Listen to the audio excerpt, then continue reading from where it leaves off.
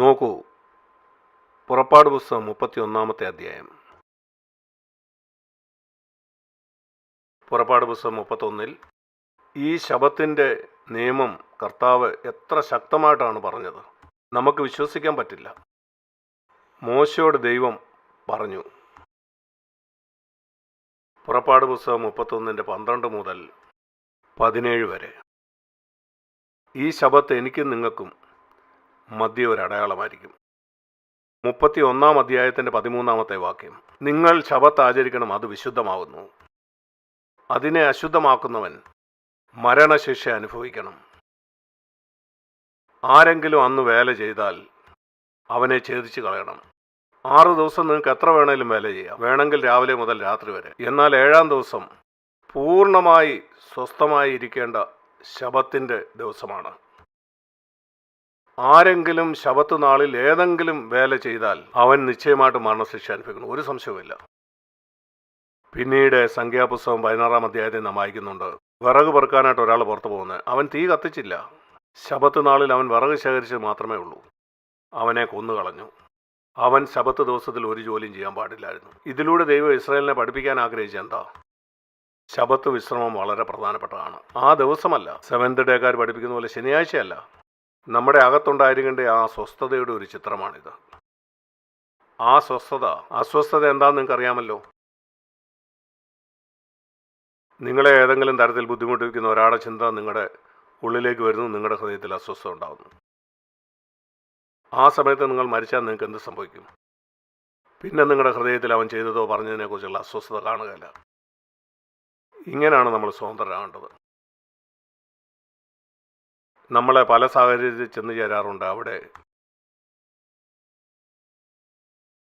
പ്രത്യേകിച്ച് മറ്റുള്ളവരുമായിട്ടുള്ള ബന്ധത്തിൽ അസമാധാനം, അസ്വസ്ഥത. നമ്മൾ ജീവിക്കുന്ന ഈ ലോകത്തിൽ അത് ധാരാളമുണ്ട്. അസ്വസ്ഥപ്പെടുത്തുന്ന കാര്യങ്ങൾ. ഓഫീസിലുണ്ടായ ഒരു കാര്യം, വീട്ടിലുണ്ടായ ഒരു കാര്യം, ഒരു ബന്ധു എന്തെങ്കിലും ചെയ്തതായിരിക്കാം, ഒരു കാര്യം അല്ലെങ്കിൽ മറ്റൊരു കാര്യം. നിങ്ങൾ യേശു ആയിരുന്നിടത്ത് ചെന്നാൽ സ്നാനത്തിൽ ജലത്തിനടിയിൽ നിങ്ങൾ ആ സ്ഥാനത്താണെങ്കിൽ നിങ്ങളെ അത് ബുദ്ധിമുട്ടിക്കില്ല. അത് നിങ്ങളെ അസ്വസ്ഥപ്പെടുത്തിക്കൊണ്ടിരിക്കുന്നെങ്കിൽ ആ ഗോതമ്പോണിയുടെ പുറന്തോട് പൊട്ടാൻ നിങ്ങൾ അനുവദിക്കുന്നില്ല. യേശുവിൻ്റെ ആ ജീവൻ ഒരിക്കലും പുറത്തേക്ക് വരികയില്ല. നിങ്ങൾക്ക് എല്ലാ സത്യങ്ങളും മനസ്സിലാക്കാം. നിങ്ങൾക്ക് അവിടെ എഴുന്നേറ്റ് നിന്ന് പ്രസംഗിക്കാം. ആ പരീക്ഷയുടെ സമയത്ത് യേശുക്രിസ്തുവിൻ്റെ ജീവൻ നിങ്ങളുടെ ജീവിതത്തിൽ കൂടെ പുറത്തേക്ക് വരികയില്ല. ഞാനൊരു കാര്യം പറയട്ടെ. നിങ്ങളിൽ ഒരു പക്ഷേ ചിലർ ചിന്തിക്കുന്നുണ്ടായിരിക്കാം, ഇവിടെ പ്രസംഗിക്കുന്ന ചിലരെ പോലെ എനിക്ക് പ്രസംഗിക്കാൻ കഴിഞ്ഞിരുന്നെങ്കിലെന്ന്. ഞാൻ പറയട്ടെ, അതൊരു വലിയ കാര്യമല്ല. അതിലും പ്രധാനപ്പെട്ട നിങ്ങളിൽ കൂടെ യേശുവിൻ്റെ ജീവൻ വെളിപ്പെടുന്നതാണ്. ഒരു പക്ഷേ നിങ്ങൾ ഒരിക്കലും ഇവിടെ നിന്ന് പ്രസംഗിച്ചിട്ടില്ലെങ്കിലും ഒരു പ്രസംഗകനാകുന്നതിനേക്കാൾ എന്നിലൂടെ യേശുവിൻ്റെ ജീവൻ വെളിപ്പെടുന്നതാണ് എനിക്ക് ഏറെ ഇഷ്ടം. കാരണം നിത്യതയെ നിങ്ങൾ കണ്ടെത്തും, അതാണ് പ്രധാനപ്പെട്ട കാര്യമെന്ന്. പ്രസംഗിക്കുക എന്നുള്ളൊരു വരമാണ്. നിങ്ങൾക്ക് ആ വരം ഉണ്ടെങ്കിൽ അത് നിങ്ങൾ ഉപയോഗിക്കുക, ഒരു കുഴപ്പമില്ല. എന്നാൽ അതല്ല പ്രധാനപ്പെട്ടത്. സഭയിലും ലോകത്തിലും ഒക്കെ അതായിരിക്കും പ്രധാനപ്പെട്ടത്. എന്നാൽ സ്വർഗത്തിൽ നിങ്ങൾ കണ്ടെത്തും പല പ്രസംഗകരും അവിടെ കാണത്തില്ല, അവർ നരകത്തിലായിരിക്കും. തന്നിലൂടെ യേശുവിൻ്റെ ജീവൻ വെളിപ്പെടുത്താൻ സ്വയത്തിന് മരിക്കുന്ന ഒരു സഹോദരനോ ഒരു സഹോദരിയോ അവനായിരിക്കും സ്വർഗരാജ്യത്തിലെ ഏറ്റവും വലിയവനെന്ന് നിങ്ങൾ കണ്ടെത്താനിടയാവും. യെശയ്യാവ് 30 എന്താ പറയുന്നത് നോക്കൂ.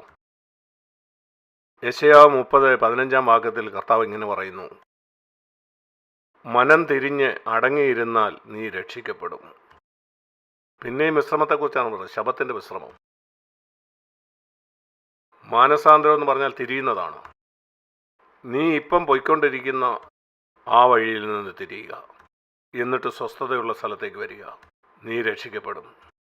നിന്റെ സ്വയ ജീവിതത്തിൽ നിന്ന് രക്ഷിക്കപ്പെടും. നിന്റെ ജീവിതത്തിലുള്ള അനേക കാര്യങ്ങളിൽ നിന്ന് രക്ഷിക്കപ്പെടും ഈ വിശ്രമത്തിൻ്റെ ജീവിതത്തിലേക്ക് നീ വന്നാൽ. മനം തിരിഞ്ഞ് അടങ്ങിയിരുന്നാൽ നീ രക്ഷിക്കപ്പെടും. വിശ്രമിക്കുന്നതിലും ആശ്രയിക്കുന്നതിലും നിങ്ങളുടെ ബലം. എന്നാൽ നിങ്ങൾക്കതിന് മനസ്സില്ല. നീ പറയുന്നു ഞാൻ കൈകാര്യം ചെയ്തോളാം. അങ്ങനെ നീ അത് കൈകാര്യം ചെയ്യാൻ തുടങ്ങുന്നു, കൂടുതൽ അസ്വസ്ഥതയിലേക്ക് പോകുന്നു. നീ പറയുന്നു ഞാൻ കുതിരപ്പുറത്ത് കയറി ഓടും. കുതിരപ്പുറത്ത് കയറി ഓടി ഞാൻ ആ പ്രശ്നം പരിഹരിക്കും. ശരി, എന്ത് സംഭവിക്കും? ഒരാടെ ഭീഷണിയുടെ മുമ്പിൽ 1000 പേർ ഓടിപ്പോകാനിടയാവും. 18 വാക്യത്തിൽ അതുകൊണ്ട് യഹോവ നിങ്ങളോട് കൃപ കാണിക്കാൻ താമസിക്കുന്നു. അവൻ കാത്തിരിക്കുകയാണ്. അവൻ പറഞ്ഞുകൊണ്ടേയിരിക്കുകയാണ് ഈ സ്വസ്ഥതയിലേക്ക് വരിക, സ്വയത്തിന് മരിക്കുക. അവൻ കാത്തിരിക്കുകയാണ്. 21 വാക്യത്തിൽ നാം വായിക്കുന്നു, നിങ്ങളുടെ ചെവിയുടെ പുറകിൽ നിങ്ങളൊരു ശബ്ദം കേൾക്കും. ഞാൻ നിങ്ങളോട് പറയട്ടെ, ഈ സന്ദേശം കേട്ട നിങ്ങൾ ഇന്ന് നാളെ വരുന്ന ദിവസങ്ങളിൽ നിങ്ങളുടെ ചെവിയിൽ ആത്മാവിൻ്റെ ഒരു ശബ്ദം നിങ്ങൾ കേൾക്കാനിടയാവും. ഞായറാഴ്ച കേട്ടത് നീ ഓർക്കുക. സ്വയത്തിന് മരിക്കുക, സ്വസ്ഥതയിലേക്ക് പ്രവേശിക്കുക. ഇതാവുന്ന വഴി 21 വാക്യം, ഇതിലേ നടന്നുകൊള്ളുക. നിങ്ങൾ തെറ്റിപ്പോകുന്ന സമയത്ത് അതിൻ്റെ അർത്ഥം ഇതാണ്, സ്വയത്തിന് മരിക്കുന്ന ആ നേരെയുള്ള വഴി നീ വിട്ട് തെറ്റായ വഴികളിലേക്ക് നീ തിരിയുമ്പം. എബ്രായ ലേഖനത്തിൽ മുമ്പ് വായിച്ചതിൻ്റെ അർത്ഥം ഇതാണ്. എബ്രായ ലേഖനത്തിൽ നാം വായിച്ചത്, ദൈവജനത്തിന് ഒരു ശബത്തനുഭവം ശേഷിച്ചിരിക്കുന്നു. എബ്രായർ 4:9. ദൈവജനത്തിന് ഒരു ശബത്തനുഭവം ശേഷിച്ചിരിക്കുന്നു, എനിക്കും നിങ്ങൾക്കും. അതിൻ്റെ 1 വാക്യം, അവൻ്റെ സ്വസ്ഥതയിൽ പ്രവേശിപ്പാനുള്ള വാഗ്ദാനം ശേഷിച്ചിരിക്കാൻ നിങ്ങൾക്ക് ആർക്കും അത് ലഭിക്കാതെ പോയി എന്ന് വരാതിരിപ്പാൻ നാം ഭയപ്പെടുക. അത് ലഭിക്കാതെ പോകരുതെന്നാണ് പറയുന്നത്. ഇതാണ് പുതിയ നിയമത്തിൽ ശബത്തിൻ്റെ അർത്ഥം. പുതിയ നിയമത്തിൻ്റെ വെളിച്ചത്തിൽ ജഡികമായിട്ട് ഇത് ചെയ്യാൻ ഒരു പ്രയാസവുമില്ല. ചില ആളുകൾ ചെയ്യുന്ന പോലെ അവരന്നും ഒരു ജോലിയും ചെയ്യില്ല. ആ ശനിയാഴ്ച ഇതുപോലുള്ള പല, അതല്ല എൻ്റെ ഉത്തരം. അത് എൻ്റെ ഉള്ളിൽ ഞാൻ അസ്വസ്ഥനാകുന്നത് അവസാനിപ്പിക്കുന്നതാണ്. ഇതാണ് ജയജീവിതത്തിൻ്റെ രഹസ്യം. കോപത്തെ ജയിക്കുന്നതിൻ്റെ രഹസ്യം ഇതാണ്. അസൂയയെ ജയിക്കുന്നതിൻ്റെ രഹസ്യം ഇതാണ്. കയ്പിനെ, പരാതിപ്പെടുന്നതിനെ, പെറുപെറുപ്പിനെ, നിരുത്സാഹപ്പെടുന്നതിൽ നിന്ന് ഇങ്ങനെയാണ് നമുക്ക് രക്ഷപ്പെടാൻ കഴിയുന്നത്. കുറ്റപ്പാടിൽ നിന്ന്, ഒരാളോട് എപ്പോഴും അസ്വസ്ഥപ്പെടുന്നതിൽ നിന്ന്. പ്രശ്നം അവിടെ തന്നെ കാണും, എന്നാൽ നീ സ്വസ്ഥനായിരിക്കും. ആ ദുഷ്ടനായി തന്നെ ഇരിക്കും, എന്നാൽ നീ സ്വസ്ഥനായിരിക്കും. ഇതൊരു മനോഹരമായ ജീവിതമാണ്. ഇതാണ് ദൈവം തൻ്റെ ജനത്തിനു വേണ്ടി ഒരുക്കിയിട്ടുള്ള ജീവിതം. ആ കനാൻ നാട്, ഇസ്രായേൽ മക്കൾ ചെല്ലണമെന്ന് ദൈവം ആഗ്രഹിച്ച ഇടം, അത് ഈ സ്വസ്ഥതയുടെ ചിത്രമാണ്. അതാണ് എബ്രായർ 3 പറയുന്നത്. 40 കൊല്ലം അവർ മരുഭൂമിയിൽ കൂടെ കറങ്ങി നടന്നു, എന്നാൽ അവരാ സ്വസ്ഥതയിൽ പ്രവേശിച്ചില്ലെന്ന് 16 മുതൽ 19 വരെയുള്ള വാക്യങ്ങളിൽ പറയുന്നു.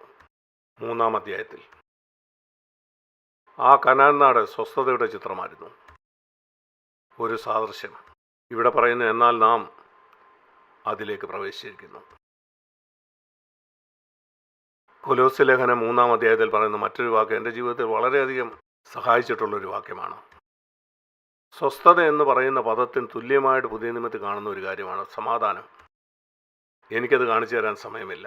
യോഹന്നാൻ 20 നിങ്ങൾ വായിച്ചു നോക്കൂ. യേശു ഉയർത്തെഴുന്നേറ്റ ശേഷം ആർക്കെങ്കിലും പ്രത്യക്ഷപ്പെട്ടെങ്കിൽ അവൻ്റെ 1-ാമത്തെ വാക്ക് സമാധാനം എന്നായിരുന്നു. നിങ്ങൾക്ക് സമാധാനം ഉണ്ടാകട്ടെ. നമ്മുടെ ജീവിതം അങ്ങനെ ആയിരിക്കണം എന്നാണ് ദൈവം ആഗ്രഹിക്കുന്നത്. കൊലോസ്യ ലേഖനം 3-ാം അധ്യായത്തിൽ നാം വായിക്കുന്നു. കൊലോസ്യർ 3-ാം അധ്യായം 15-ാം വാക്യം, ക്രിസ്തുവിൻ്റെ സമാധാനം നിങ്ങളുടെ ഹൃദയത്തിൽ വാഴട്ടെ. എൻ്റെ വേദപുസ്തകത്തിൻ്റെ മാർജിൽ നിങ്ങളുടെ ഹൃദയത്തിൽ അതൊരു റഫറി ആയിരിക്കട്ടെ എന്നാണ്. ഒരു വിസിലുമായിട്ടൊരു റഫറി നിങ്ങളുടെ ഹൃദയത്തിലുണ്ട്. അവൻ വിസിലൂതിയാൽ നിങ്ങൾ കളി നിർത്തണം.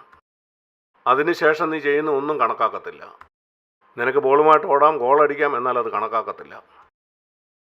നിങ്ങൾക്കത് ഗോൾ പോസ്റ്റിലേക്ക് അടിക്കാം, എന്നാൽ അത് ഗോളായിട്ട് അവർ പരിഗണിക്കുകയില്ല. റഫറി ആ വിസിൽ അടിച്ചു കഴിഞ്ഞാൽ പിന്നെ അത് കണക്ക് കൂട്ടത്തില്ല. നീ അവിടെ നിർത്തണം, അത് പരിഹരിക്കണം. അവിടെ ഒരു ഫൗള് സംഭവിച്ചു. ഇവിടെ പറയുന്നു, ദൈവം നമ്മുടെ ഹൃദയത്തിൽ ഒരു റഫറിയെ വെച്ചു. അതാണ് സമാധാനം, അല്ലെങ്കിൽ സ്വസ്ഥത. അതുകൊണ്ട് ഏതെങ്കിലും സാഹചര്യത്തിൽ നിങ്ങളുടെ ജീവിതത്തിൽ അസമാധാനം കണ്ടാൽ മറ്റാരെയും അതിനുവേണ്ടി കുറ്റപ്പെടുത്തരുത്. നിങ്ങളുടെ കുഞ്ഞുങ്ങളെ കുറ്റം പറയരുത്, ആ അയൽവാസിയെ കുറ്റം പറയരുത്, ഓഫീസിലുള്ള ആ മറ്റാളെ കുറ്റപ്പെടുത്തരുത്, നിങ്ങളുടെ ബന്ധുവിനെ കുറ്റപ്പെടുത്തരുത്. പറയുക, കർത്താവേ, റഫറി എൻ്റെ ഹൃദയത്തിൽ വിസിലൂതി, ഞാനിവിടെ നിർത്തുകയാണ്. അവനെ എനിക്ക് വ്യത്യാസപ്പെടുത്താൻ കഴിയില്ല, ചുറ്റുമുള്ളവരെ എനിക്ക് വ്യത്യാസപ്പെടുത്താൻ കഴിയില്ല, എന്നാൽ എനിക്ക് എൻ്റെ കാര്യത്തിൽ ചിലത് ചെയ്യാൻ കഴിയും. ഞാൻ യേശുവിൻ്റെ മരണത്തിലേക്ക് പ്രവേശിക്കാനായിട്ട് പോവുകയാണ്. എൻ്റെ സ്വയത്തിന് ഞാൻ മരിക്കാൻ പോവുകയാണ്. ശരിയാണ്, ആരംഭത്തിൽ അത് വളരെ ബുദ്ധിമുട്ടാണ്. എന്നാൽ കുറച്ച് നാളുകൾ കഴിയുമ്പോൾ നമ്മളത് ശീലിക്കും. അതിൻ്റെ ഫലം കാണുമ്പോൾ നിങ്ങൾ അത്ഭുതപ്പെടാനിടയാവും. യേശു ക്രിസ്തുവിൻ്റെ ജീവൻ നിങ്ങളുടെ ജീവിതത്തിൽ കൂടെ കൂടുതലായിട്ട് പ്രകടമാകാൻ തുടങ്ങും. നിന്റെ ഭാര്യ അത് കണ്ട് അത്ഭുതപ്പെടാനിടയാവും. നിന്റെ ഭർത്താവിന് ആശ്ചര്യം തോന്നും. നിന്റെ കൂടെ ജോലി ചെയ്യുന്നവരും താമസിക്കുന്നവരും അത്ഭുതപ്പെടും, ഈ ആളിന് എന്ത് സംഭവിച്ചുവെന്ന്. അവൻ യേശുവിൻ്റെ മരണത്തിലേക്ക് പ്രവേശിച്ചിരിക്കുന്നു. ഇത് പരിശുദ്ധാത്മാവിന് മാത്രമേ പൂർണ്ണമായിട്ട് നിങ്ങൾക്ക് വിവരിച്ചു തരാൻ കഴിയൂ. അതുകൊണ്ട് ഞാൻ പരിശുദ്ധാത്മാവിന് വിടുന്നു.